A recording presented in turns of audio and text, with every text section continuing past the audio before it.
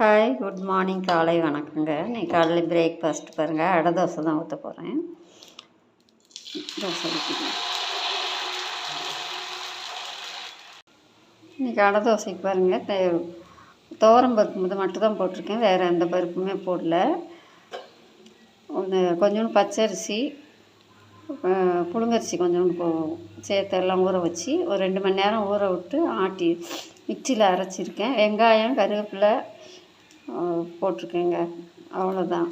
வரமிளகா போட்டு ஆட்டியிருக்கேன்.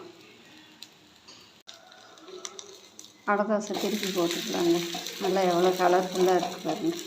ரேஷன் துவரம் பருப்பு தாங்க. அடை தோசை மட்டும் சிம்மில் வச்சு தாங்க வேக வைக்கணும், அப்போ தான் நல்லா வேகும். இந்த வெங்காயம், கருவேப்பிலை எல்லாம் நல்லா வெந்து நல்லா டேஸ்ட்டாக இருக்கும். ஹெல்த்தியான பிரேக்ஃபாஸ்ட் ரெடி ஆயிடுச்சுங்க. துவரம் பருப்பு, ரேஷன் துவரம் பருப்பு அடை தோசைங்க.